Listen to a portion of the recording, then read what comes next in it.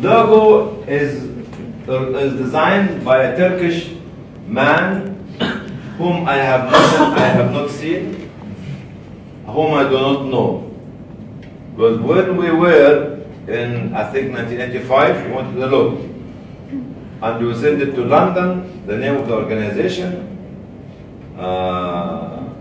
And this man designed 3 logos. And we chose this logo. This logo means that your mission is global. The spirit of your mission is the humanitarian teaching of Islam. But because it's global, so the value of your mission covering the globe as humanitarian mission. But I don't know who designed it, the Turkish. I have not met him, and it was a volunteer who did not charge us any penny. That's why his logo is there, and he could have asked for £100 at the time.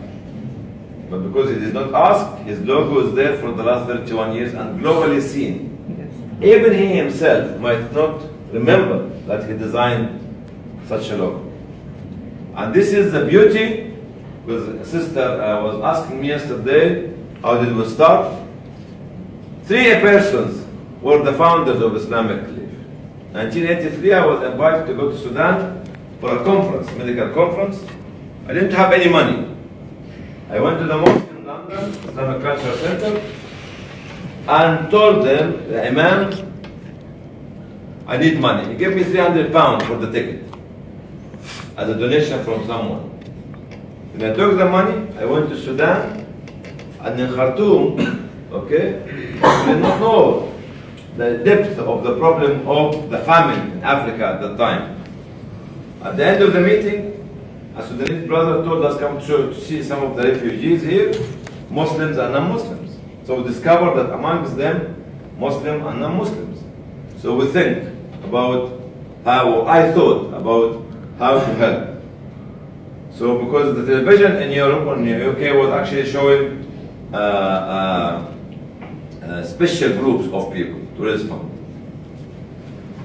When I was in Cairo for a transit, I showed my family the photographs of the children and the women and the men, and they gave me the money.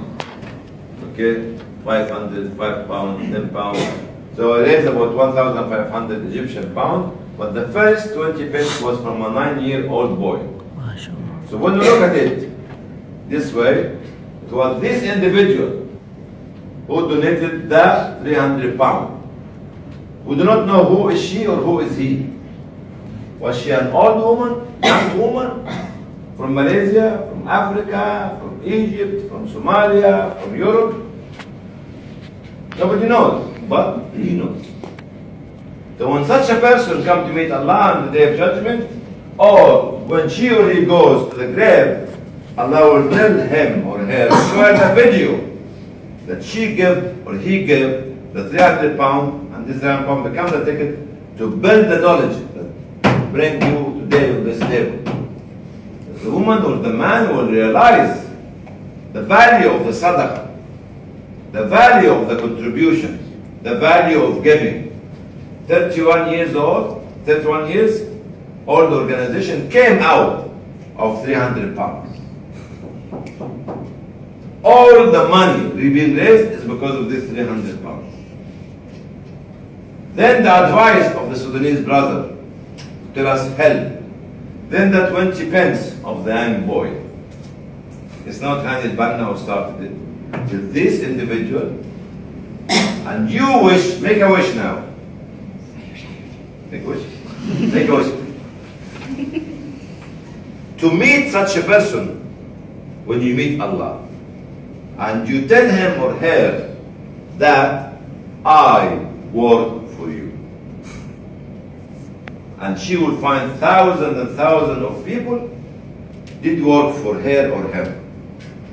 And found that millions and millions of people are benefiting from the first step she or he took 31 years ago or 32 years ago. Got it? Pause. 2, 3.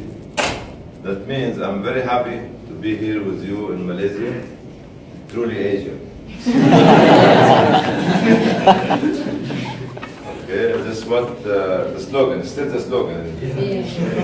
So, first of all, Islamic Relief should be a Malay organization, or not a Malay, a Malaysian organization. Because Malay is Malay, but Malaysian includes Chinese, Indian, and others. This is number one. Islamic Relief should be a national organization, represent the country, does not represent Europe, America. Islamic Relief Malaysia should have its own culture and should be very proud of its culture, of its identity, of its values. Islamic Relief should be having the grassroots connection with every state, with every individual, with every ethnicity and faith. Islamic Relief should spread its wings to all the parties of Malaysia, whether it's political parties, social parties, okay, humanitarian parties, or any party, as a group. Islamic Relief should not become a club or a clan. Never. Because your mission is humanitarian.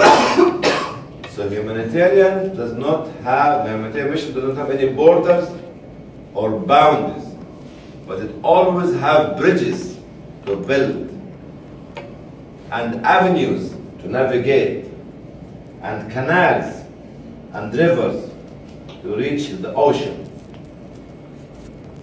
We don't sit in a lake or in a slum or in a ghetto. We open the doors, we open the windows because we have nothing to hide. The beauty of Islamic Relief Malaysia, when we started to think about it,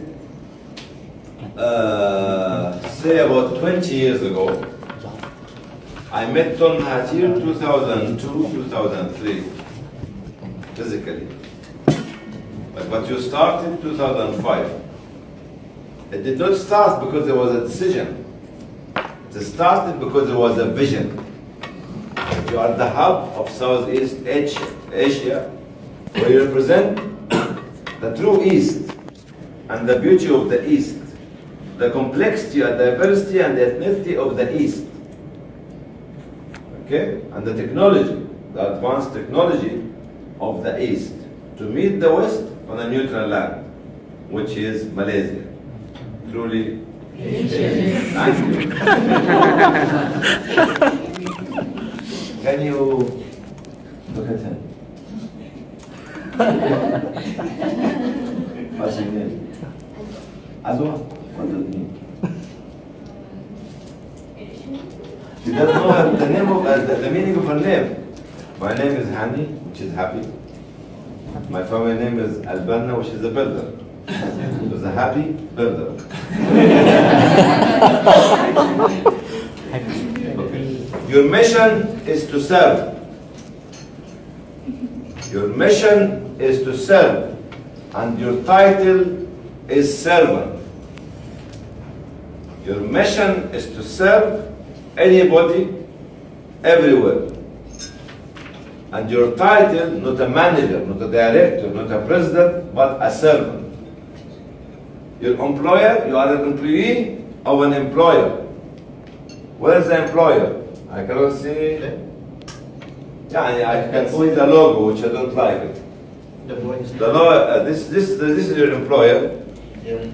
And not in blue, in yellow. The one in yellow. The one in yellow. Yes. She pays your salary. She feeds us. She feeds us.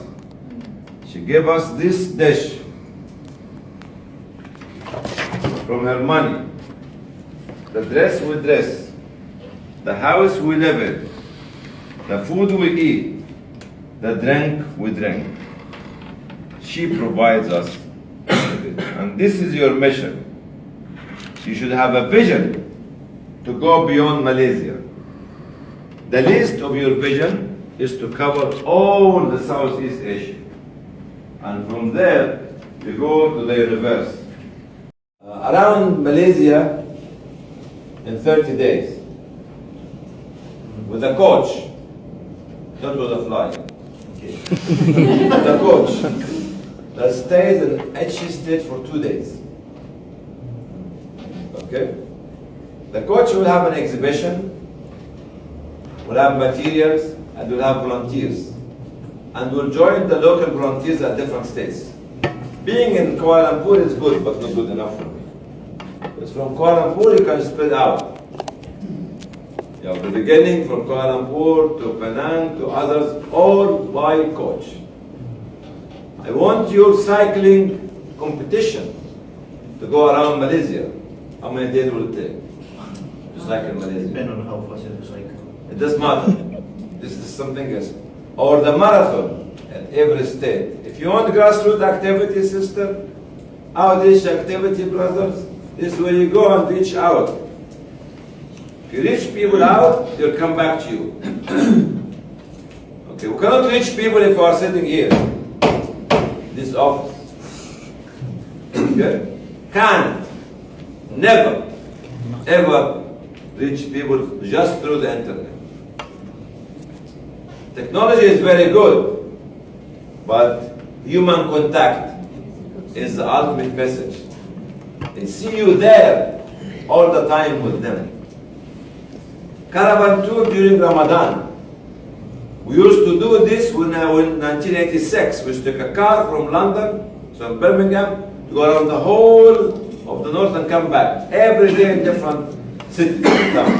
You might do the caravan tour on the state level. But at each state, you have your volunteers to go around all the villages. Okay? To tell and correct and connect with your exhibition material. Don't have to raise the fund. Even if we stop raising fund for 1 year, okay? To raise 10 times as much as we want on the following 2 years, we'll still succeed. It's investment. Okay? Invest in youth. Very important. Okay? The regeneration of the leadership. Invest in youth. It's very, very, very. Parachute jump, what do you call it here? Paragliding. Huh? Paragliding. Paragliding. Okay. All this we did in Islamic Relief. We used to have something called Islamic Relief Games, where 7,000 or 8,000 youth and family members come to enjoy the day, play sports. Taekwondo was one of the sports. We did it 20 years ago. 20 years ago, through the Malay students, or the Malaysian students and the Indonesian students. Taekwondo, volleyball, basketball, football. In football, we used to have 150, 160, 170 teams coming to play under 12, under 16, under 18, and open game. Even we used to have players from different backgrounds. Some female players came and played football among their team. So all this was happening. Why you are going back? Why you are stagnant? Because we are not outreaching. We're looking at the money. If you look at the money, you'll never make money. But if you look at the needs, money will follow you. If you follow money, money will never follow you. The leader should make the money follow him or her. Because he or she is objectively looking at the needs of the community. The money trail will follow him or her. We look at our organization, it's growing. This year is 1 million. Next year, 1.5. No. This year, how many people are satisfying with our service? The satisfaction of this woman reflects the growth of the organization. Socially, politically, financially, and morally. This woman or these children make the child, see, these two photographs are a waste of time. This is a waste of time, this is a waste of time, and this is a waste of time, and this 50-50. You know why? Because you promote your logo. We become very commercial, extremely commercial. See, even putting out the cup in front of his face, very unprofessional.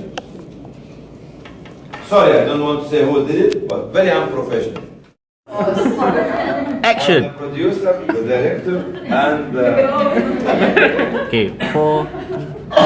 okay. Okay, you are the founder of the Islamic Relief. I'm sure everybody just curious about the logo, the mission and the vision. How do you all start it with? We started with no vision. Seriously. This is how the start is. With no vision, with no office, with no money, with no VIP, with nothing. But we started with an aim to serve the people in Africa. In 1983, 84, the famine in the Horn of Africa. This is how we started. We didn't have anything with us. But we said, let us help. We used to go from door to door to distribute leaflets, from shop to shop to raise funds, and to attend everything and anything. We did not have any limits for the time of the war, because it was not a war, it was voluntary. People at your age and younger than you were with us in the student societies, in the universities, in the school, different places, camps, conferences, helping us. So in 84, 85, 86, 87, 88 was youth. Youth. That's why I believe in youth. That's why I'm younger than all of you collected with your average age. Seriously. Because youth is not an age. It's a spirit. Yeah.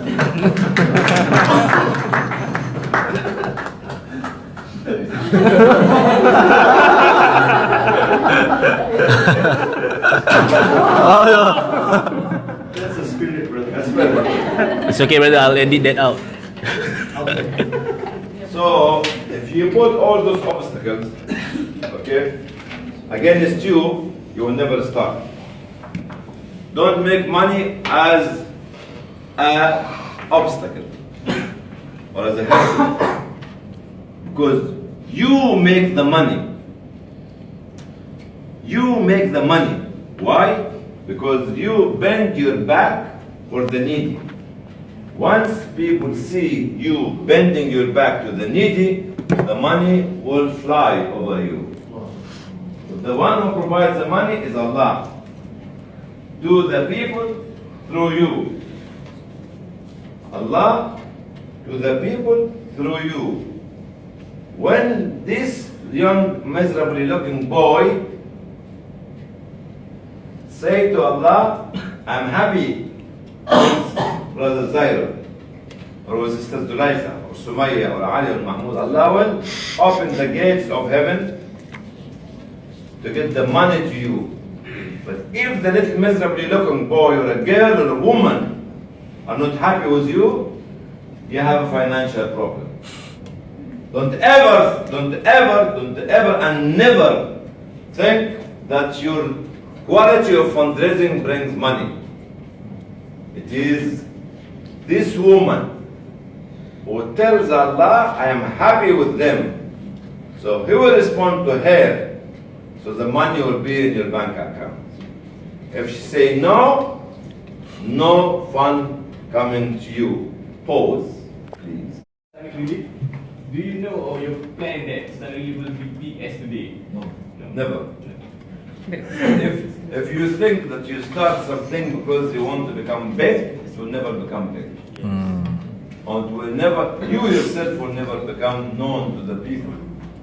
But if you believe that you are there for a mission without even identifying it, at that time I was a medical student, I just married my wife, and none of you attended my wedding. I invite all of you. I sent you an invitation in 1983. You never come. I was busy in a diaper. Who received my invitation? Come in 1983. Huh? No? No, none of you? You're not coming out yet. Okay. So, it's the real hero of Islamic Relief story is my wife, not myself. Because she is the one who did all the work behind closed doors. Okay? And without having a good wife, pick up the lead. I told them many times, brother. Look. They are blind. They are blind. You are blind. Why you go away? That's nice.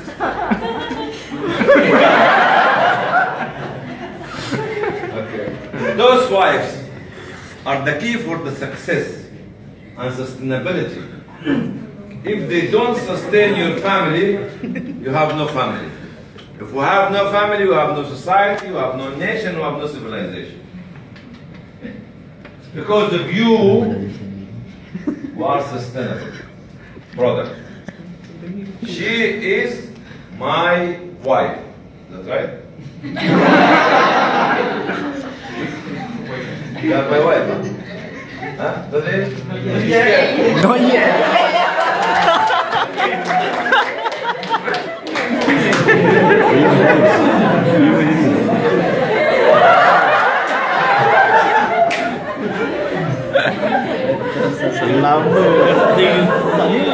I was watching somebody from Syria yesterday on the Facebook. His age is 117. Wow. 117. Atas And when he was marrying his third wife, he was 80. Okay, and he went to her father, and the father told him, how old are you? He said, 80. He said, go to hell. But he married her, and she's still living with him. So, I'm not 80. Husband and wife. You can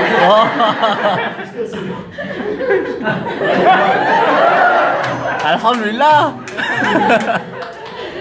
So the wife is the backbone. She's not just somebody cooking at home, but she's somebody keeping the community together. The community of the family. Family is a community. Family is a society. Family is a nation. And family is a civilization. When you think that you can do it alone as single brothers, you are waste of time. You are waste of time. You cannot do it alone. Prophet Muhammad ﷺ was not Jesus. He has Khadija with him from day one. And she was the one who was the backbone of his life. Then she died. There's plenty of Khadija here, but no plenty of Muhammad here. You have to become Muhammad to pick up Khadija. Don't take Khadija. Are you married? Not yet. You're still single, brother. Will you accept him as a husband? Show them your face. Stand up, please, stand up.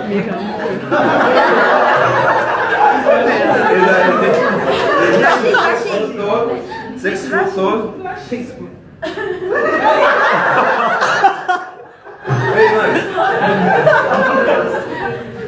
So we'll consider you for tonight. Thank you. It's a nice husband. Rela suka lah. Good. Pause. So when you succeed in the first year, it means that you want to go to the second. When you succeed in the second, when you win a game in the football league, you want to win the second till you achieve the league. Okay. But achievement of the league is not the end, because you want to go to the World Cup. Okay. Once you achieve the World Cup, you want to sustain and maintain it. So success is a maintenance, is not succeeding. You got it?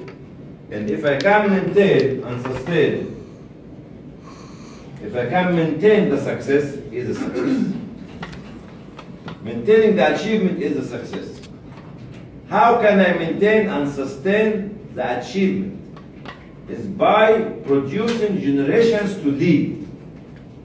Not by keeping a stagnant leadership forever. You got it? So this regeneration process, like in our body, the blood is changing every 120 days. If it becomes stagnant, we'll have blood clots. Come to the heart, come to the brain, come to the lung. But because Allah knows that your life is depending on the flow of the blood and the regeneration and renewal of the blood cells. Success as an achievement depends on the regeneration of the generation of leadership. The generation of the generations of leadership. Yes, you can't be on this seat for 30, 40 years. No. Okay. You have to go on. You have to go on. And you have to make the space for people to come and join and to be happy. Not only come and join for the salary, come and join and be happy that they are here. But they are not a job seekers. They're actually empowered individuals who can do any job, even if they are not paid.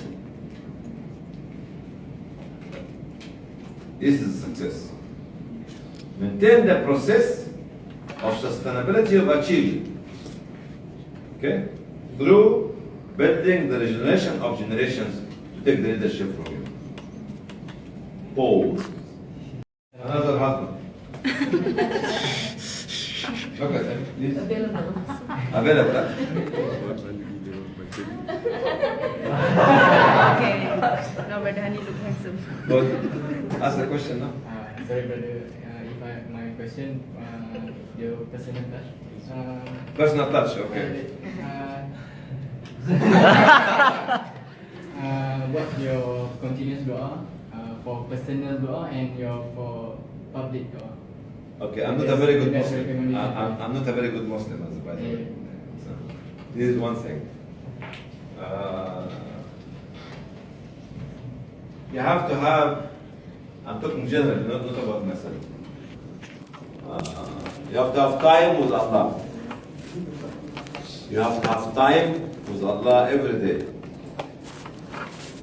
It doesn't matter which kind of dua you make, because Allah knows all the languages, and Allah knows your whispers and your intention.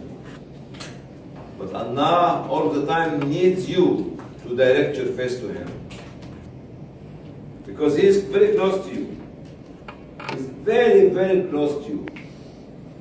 So, Allah loves people who read His book, Quran, but loves more the people who change Quran into action. And love more and more and more the people who serve the others. See, reading is one thing, action is another thing, and serving is the top and the utmost. That's why all the prophets of Allah subhanahu wa ta'ala and messengers of Allah subhanahu wa ta'ala were not only readers or reciters of the holy books of Allah, but they were the servant of the society of Allah. So if you become such a servant, Allah will be very happy with you. Your personal life, when you are in your bedroom or privately, you keep and maintain this relationship. With this one now,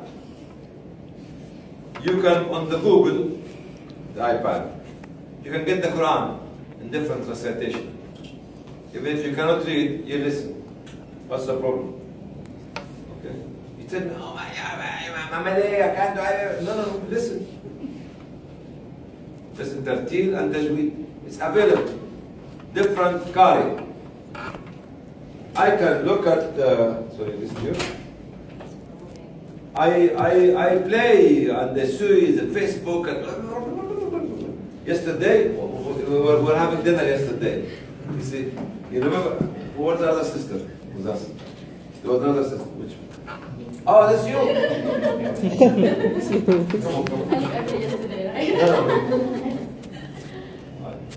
We went to 4 girls. What did you do? Yes. Tell them. There were 4 girls sitting, like just having a dinner, but they don't look at each other and talk to each other. They were just playing films.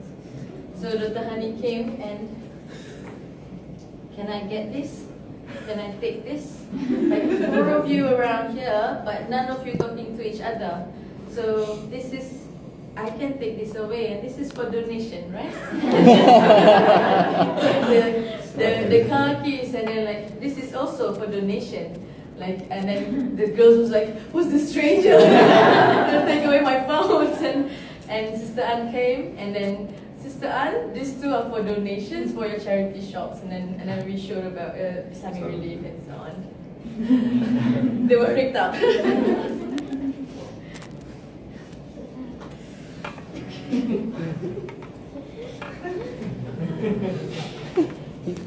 So we'll come back. I forgot the question now. Personal doa. Personal dua. There's no personal dua. Even when we sit down together, going out socially, we don't talk to one another. See, we become very materialistic and dependent on tools. When you before you go to bed, you open this and instead of saying make a dua. That's right, brothers? Huh? Instead of making you have your telephone with you? Try to control the technology to enable you to make the dua. And the dua could be your make or could be of the Prophet Sallallahu Alaihi Wasallam. See, if you can't recite the dua of the Prophet Sallallahu Alaihi Wasallam, this is the best. If you can't, make your own dua. Allah in Malaysia, make me whatever I want to get married, the best beautiful wife who can feed me and clothe me and get me a lot of children or something. All this sort of stuff. It's doing nothing.